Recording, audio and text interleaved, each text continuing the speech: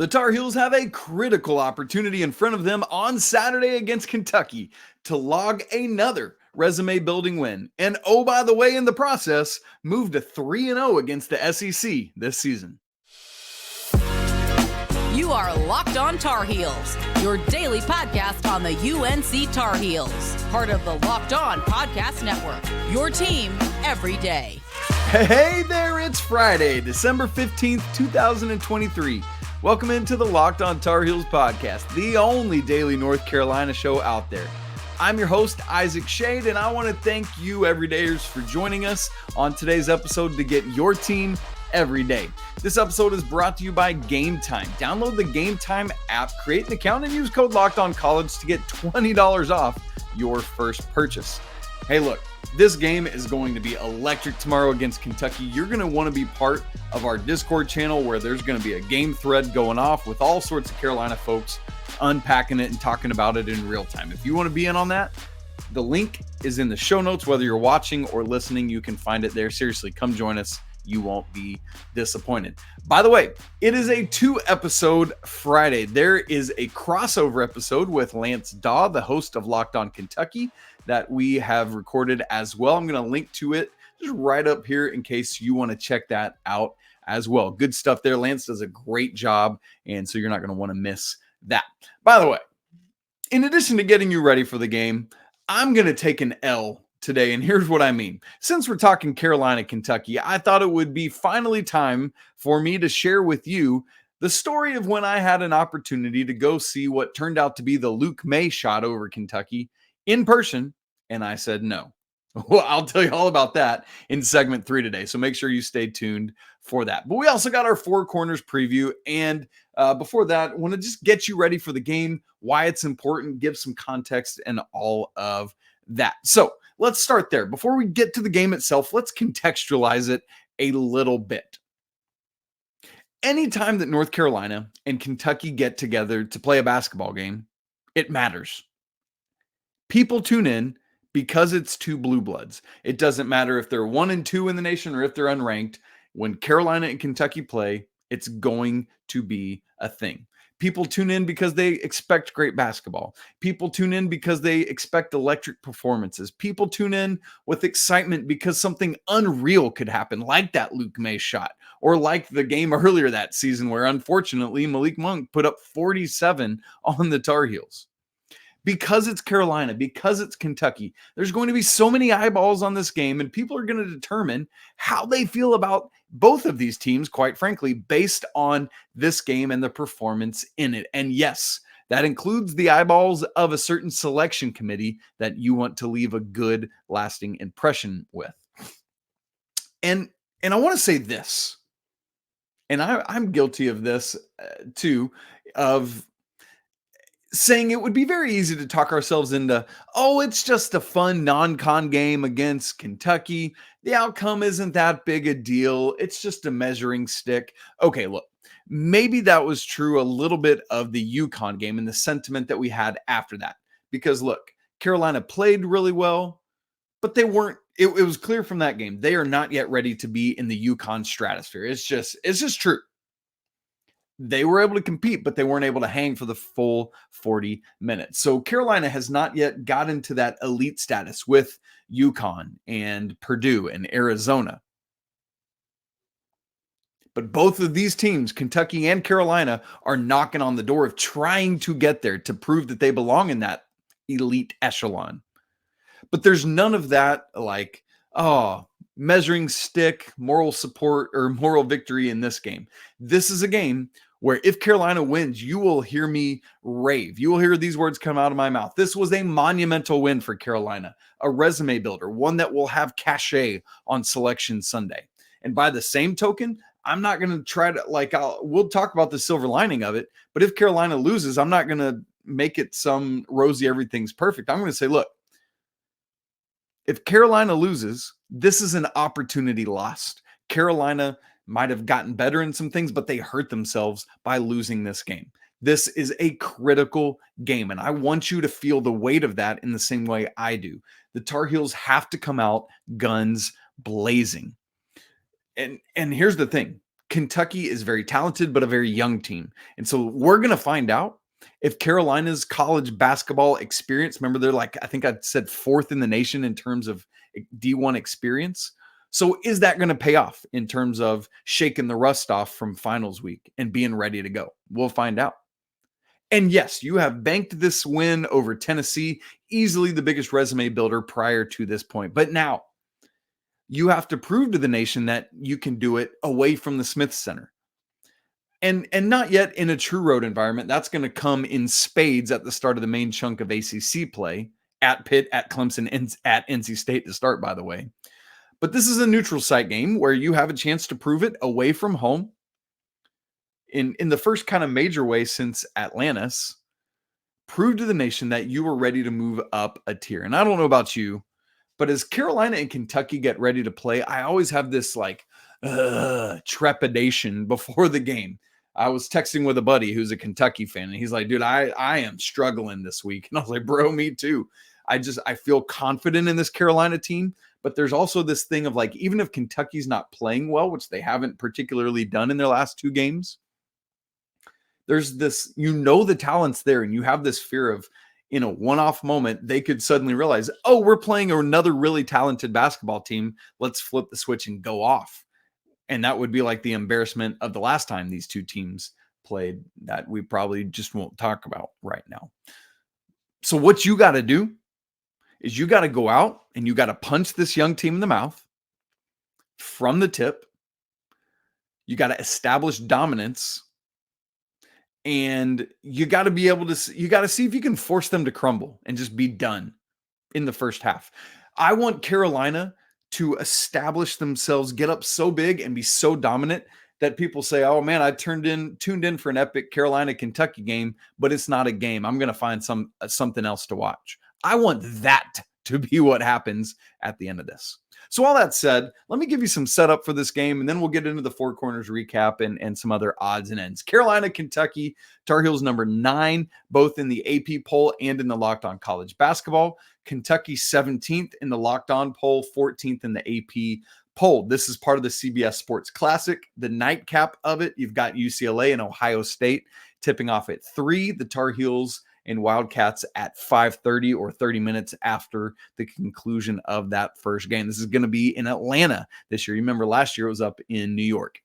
As of this recording, there's no FanDuel line yet, but Carolina is favored by 2 at KenPom, 85-83. This is the 43rd meeting between these 2 schools.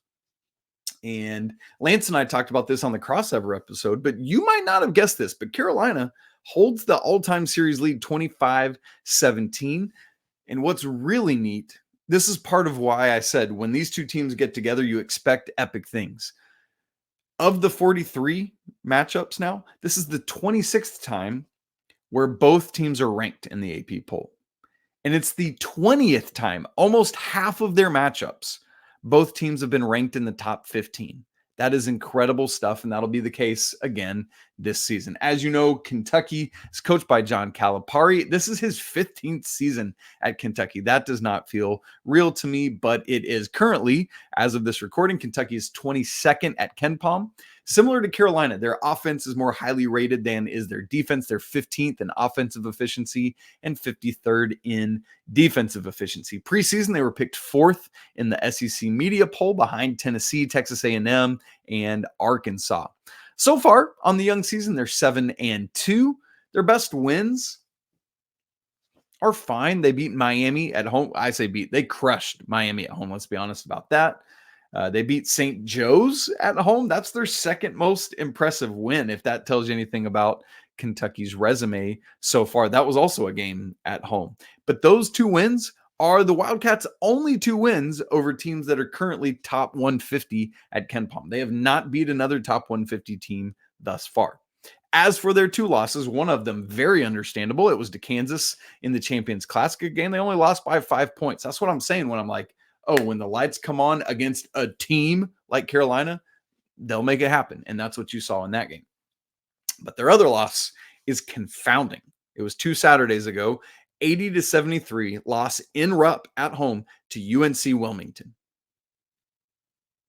So they're, as I said, in a one-off scenario, you never know what's going to happen. And that's the interesting thing about this Kentucky team is they've been very inconsistent so far. So hopefully we get that version of the Wildcats tomorrow. As for players to watch, as for the Four Corners preview and a couple other odds and ends, we're going to get to that in just a second because I want to get you ready for what's going to actually happen within this game. So we're going to do that in just a second. Right after I tell you that this episode of Locked On Tar Heels is brought to you by Game Time. Oh, man, look, we are just over a week away from Christmas. Maybe you need a last-minute gift idea. Or, hey, I don't know, maybe you want to go see Kentucky and Carolina tomorrow last minute. Well, good news, you're in luck with Game Time, the fast and easy way to buy tickets for sporting events, but also music, comedy, theater, drama, whatever it is, they got you covered.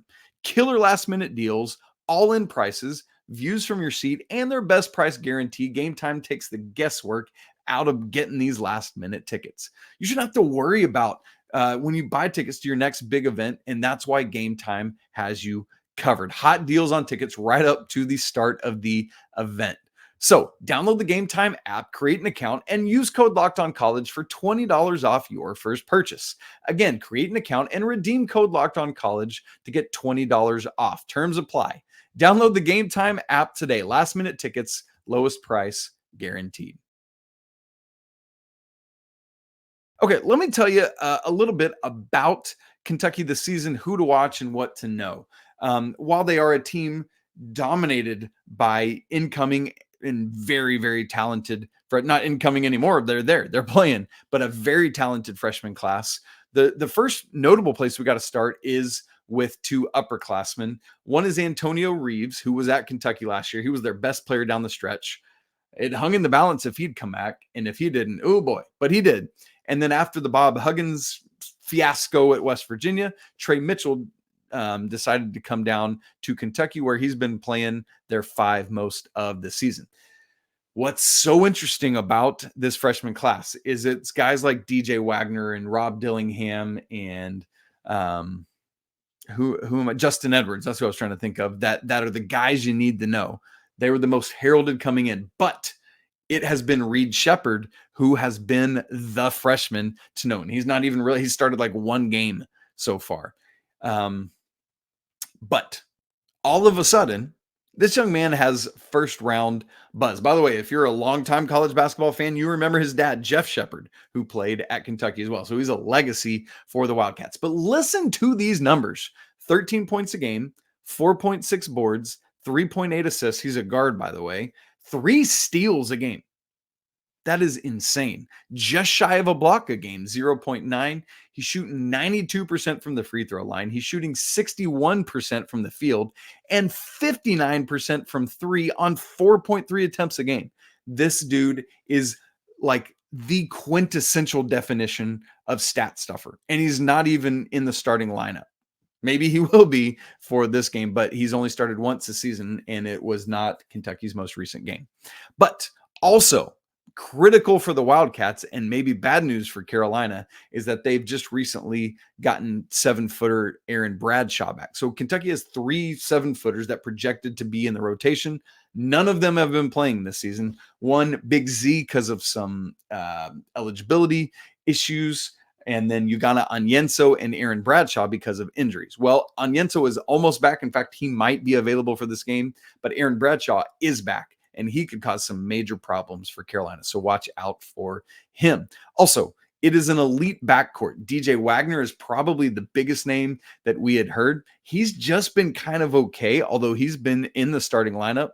But it's really been Shepard and Rob Dillingham, whom Carolina folks probably remember well. We recruited him, and I think a lot of people wanted him to play, and for good reason. He's been strong. But those are the guys in the backcourt that really worry me. But the typical starters are Antonio Reeves, Trey Mitchell, DJ Wagner, Justin Edwards, and Adu Thiero at the 4. So we will look to see, will Reed Shepard be in the starting lineup? Maybe Rob Dillingham, maybe Aaron Bradshaw. We'll just have to wait and see. Any of that seems like a possibility to me. Okay, let's get to the Four Corners preview, because I want to get you ready for what am I watching for in this game? What is going to matter? What are going to be some of the key indicators of how things are going? Number one, The first 4 minutes of this game are critical for Carolina's success. If you watched yesterday's show, my conversation with Coach Rob, like we do every week, you know that he and I talked about like how you go about not letting that rust become a thing. Coach Davis talked about at his radio show earlier this week that rust would not be a thing. And that's what a coach has to say. But we've seen it year after year. This first game back for the Tar Heels from finals week, there is rust. So Kentucky has played more recently, although it's been a full week. So you expect some rust from both teams, but less so from Kentucky, more so from Carolina. So the first 4 minutes, the time leading up to the first media timeout, are critical. I talked about it earlier. I want Carolina to not only not have rust, but to come out and just blitz this game. Like make Kentucky do like that whole cartoon thing where like, you know what I mean? Like that's what needs to happen. So we're going to be watching for that. Four Corners preview point number 2, Cormac Ryan. Carolina has had such consistency from RJ Davis. I mean, good grief. Harrison Ingram, I'm really curious to see how Carolina deploys and utilizes him against Kentucky. I think there's going to be some potential advantages there. And then in Armando, we'll talk about him in a minute, but you expect at least strong levels of production from those three. But in a game against a team as talented as Kentucky, there's got to be a fourth scorer to help balance this thing out. And maybe some of that's Elliot stepping in. He looked for his own shot a little bit more, at least getting to the rim against UConn. But man, I am hopeful that this layoff has given Cormac Ryan's ankle time to more fully heal so he can get that elevation on his jump shot and be a more, obviously drilling it from the free throw line. He's been aggressive getting to the rim, but he needs to be able to hit from outside to keep teams honest. And so I'm watching for that. Secondly, number 3 in our Four Corners preview, talking about Cormac Ryan getting to the free throw line, Carolina is making more free throws than their opponents are taking. That advantage has only been expanded in the last couple games against Florida State, against UConn. Carolina has even built that out more. We need to continue to see that. Carolina getting to the line a ton, Carolina converting at the line a ton, which you expect them to do with RJ Davis, with Cormac Ryan. Armando should get to the line a ton. He needs to get the Kentucky bigs in foul trouble, but he's got to convert like he had been doing prior to the UConn game. And by the same token, Carolina needs to keep Kentucky off the free throw line. Now, Kentucky is not a team that goes to the free throw line a ton, at least so far this season. The numbers don't bear that out. So that needs to be true. Carolina needs to get to the line. They need to convert, and they need to keep Kentucky away from it. Fourthly, on the Four Corners preview, what I'm watching for is Armando Bacot's performance, particularly if Aaron Bradshaw is spending time on him. We know that sometimes Armando struggles, at least to some degree, against bigger, longer, rangier, more athletic guys, such as Donovan Clingan against UConn. How is Bradshaw able to shut him down? Now, part of this, while Bradshaw's bigger, he is slight. Armando has the heft advantage, and he can back him down in the post. If it's Trey Mitchell, he's not going to have the size for Armando. Armando can do work with him. So Armando needs to be wise. Again, we talked about experience. He needs to lean on that and give us a strong double-double. Like I'm talking like a 15-15, 20-15 kind of game. That's what Carolina needs from Armando Bacot in this matchup to help offset what RJ and Harrison Ingram are doing. And again, hopefully others, this is a game where others have to chip in as well. That's what happens with great teams. Need all that. Okay, so there's the Four Corners preview. First 4 minutes of the game, Cormac Ryan, free throw line, Armando Bacot. Watch for those things with me. I do want to make just point out 3 other kind of random notes for you. I talked about how Kentucky was 4th in the SEC preseason poll. It's Tennessee, Texas A&M, Arkansas, then Kentucky. Now look, I know preseason polls are just preseason polls, but there is some merit to them. They are at times more predictive than you would imagine, even though Arkansas is not playing incredibly well right now. You just keep watching what the Hogs are doing. Somebody, like I put this out on Twitter on Thursday, and somebody clapped back at me and was like, bro, do you realize they've been playing basketball for a month and it's not preseason? I'm like, bro, Come on, what are we doing? Yes, obviously I do. I'm just pointing this out. So here's what I want to point out. Those top 4 teams, obviously Carolina hasn't played A&M, but they've played the other top 4 teams in the SEC. Beat the Vols, beat the Hogs, and now have an opportunity to go 3-0 against the preseason top 4 SEC teams. That's resume building, folks, right there. Now, the second thing I want to mention is that both teams, both Kentucky and Carolina, are right now working to find their ceiling. They are both extremely talented, but I mentioned Kentucky's inconsistency. That's because they're so young. With Carolina, they are not only extremely talented, but also extremely experienced, but not all at Carolina, right? There's only 4 returners: Armando, RJ, Seth, and Jae'lyn. Seth Trimble and Jalen Washington, to be a little more specific. And the other 7 scholarship guys are all newcomers, either freshmen or transfer. And so Carolina's inconsistency at times so far has been because they're still trying to figure out how to gel. And as Coach Rob talked about yesterday, that's much more difficult on the defensive side. Carolina's offense is elite, and we expect that again on Saturday because same thing, Kentucky is elite offensively and fine defensively. So that's interesting. Both these teams trying to break through what seems like their ceiling right now and say, hey, look, we belong at the tip top of the sport. One other thing you need to know about Kentucky in particular is in the same way that Carolina has modernized their offense under Hubert Davis with more threes, with no 2 traditional bigs. That's been one of the knocks against Kentucky the past couple of years is Coach Cal's inability or unwillingness to do the same. This year, it's a different story. Kentucky's taken more threes than ever before under Coach Cal. They're leaning into that side of it. So again, these 2 teams have a lot of similarities to them. And so it's going to be very telling as we watch this game on Saturday. So I am very excited. I'm very nervous. I'm very curious. How is this going to play out? Hopefully one team, the Tar Heels, will leave feeling very good about themselves, and Kentucky's going to leave scratching their heads as what happened in this game. All right. I have a story for you about yours truly saying no to an opportunity to see what turned out in person to be the Luke Maye shot. My face is flushed and I am embarrassed, but it is true. And I want to tell you the story because it is a humdinger and I don't think I've ever told it on the podcast. So now is the appropriate time. We'll get to that story in just a second, right after I tell you that this episode of Locked on Tar Heels is brought to you by Prize Picks. Hey, testing your skills on Prize Picks this season is the most exciting way to play daily fantasy sports. It's super simple to play. You just make your picks and submit your entry, and you can do all that in less than 60 seconds. And they have quick withdrawals, they have easy gameplay, and enormous selection of players and stat types that make this Prize Picks the #1 daily fantasy sports app. Just you against the numbers, and you picking more or less on a stat for 2 to 6 different players. Here's an example. There's a Christmas Day special where Kevin Durant's points are lowered from 29.5 to 0.5 points, and you just take the more or the less. Thanks, Prize Picks. Take the more. I'm telling you. Go to prizepicks.com/lockedoncollege and use code lockedoncollege for a first deposit match up to $100. Again, that's prizepicks.com and use code LockedOnCollege for a first deposit match up to $100. Prize Picks, daily fantasy sports made easy. Okay, here we go. Story time with Isaac. I know usually each week we have story time with Coach Rob. We had that yesterday. But I thought it was time for me to share with you my story about missing the Luke Maye game.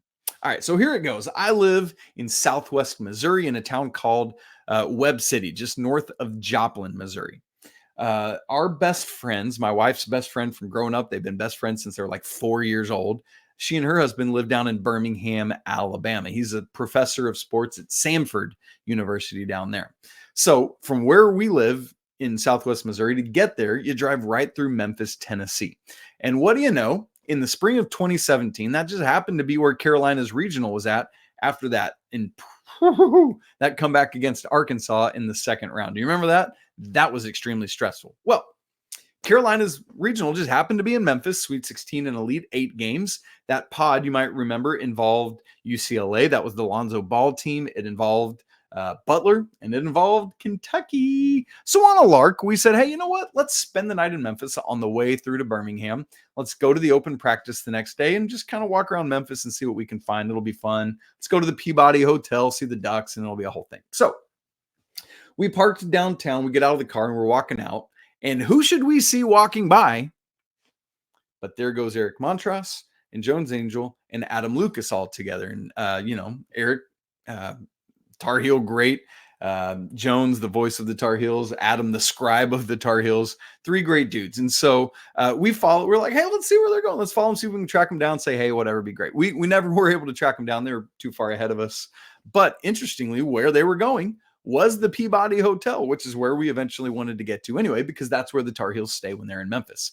And oh, by the way, for those of you that listen to the Carolina Insider Pod, I'm pretty sure that if I've done all my logistics correctly, they were actually coming from that breakfast where Eric, the Big Grits moniker, came from. So I'm pretty sure I saw them right after that, which is just a fun story there. But we go into the Peabody and they're like, cool, when are the Ducks coming? All that. Let's look around. Well, we're standing there and Coach Steve Robinson comes down the elevator. We're like, oh yeah, the Tar Heels stay here.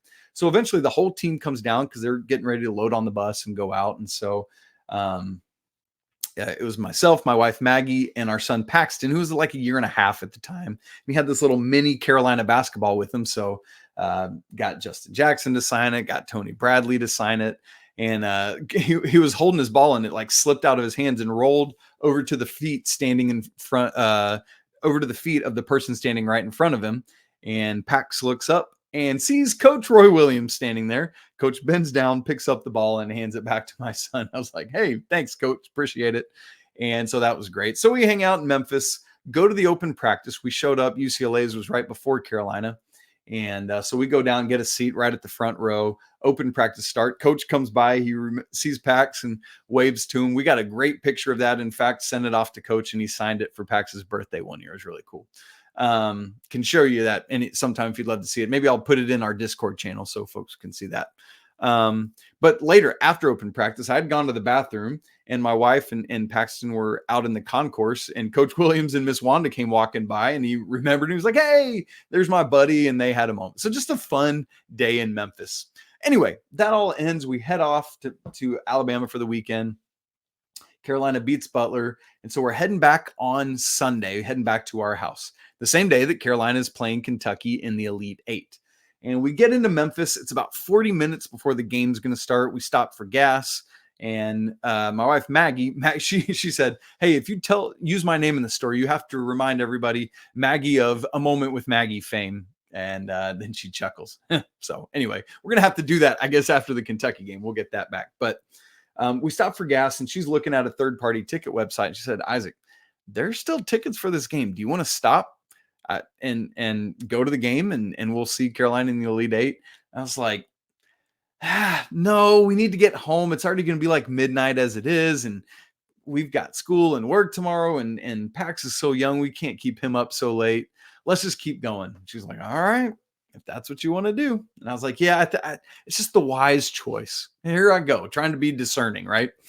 And so she says, all right, I'll tell you what, I'll drive. You watch the game on your computer. So I pulled out my laptop. I actually sat in the back with Pax and my 1.5-year-old and I watched this game on my computer. And we're going nuts. It's everything. It's Joel Berry getting hurt. It's, just everything that happened in that game. Well, we finally get to where we're stopping for supper. I think it was around Little Rock. We were going to go to a, not PF Chang's. What's, the other one, whatever it is. I can't think of it. That's like their little brother, but it's part of the PF Chang's. You know what I mean? So anyway, we get there and it's like the last minute or so of the game. So we all huddle together. Maggie's with us now. And so we're going crazy in this parking lot. Payway, that's what it is. We're in a Payway parking lot, just going bonkers. And they tie it up and then the Luke shot and the whole thing. And we're going nuts in the parking lot of Payway. I'm sure people are like, what is happening in that car right now? These people are going crazy. And so that happened. We go in and eat a delirious meal. We're so happy. And then we make our drive on the rest of the way home. And that was that. So that was the time that we had all these random encounters with the Tar Heels and Coach Williams. And then on the way home, I was the goober who said no to going to see that Elite Eight game that turned into be one of the most iconic games in Carolina history with one of the most iconic shots in Carolina history that I could have seen in person. But I said no. That's where we end today's episode of Locked On Tar Heels. Thanks as always for tuning in, folks. Been great to be together. Again, come join our Discord. Would love to chat with you during the game tomorrow. Don't forget to check out the crossover episode with Locked On Kentucky today. If you would, subscribe to the show on video or audio. We'd love it if you'd leave us a review. That helps so much. If you're watching, smash the like button so we know you're here. Would love to hear your comments and thoughts about this game or my ridiculous story. It's always a great day to be a Tar Heel. Can't wait to break down this game with you after hopefully a big fat dub. But until then, peace.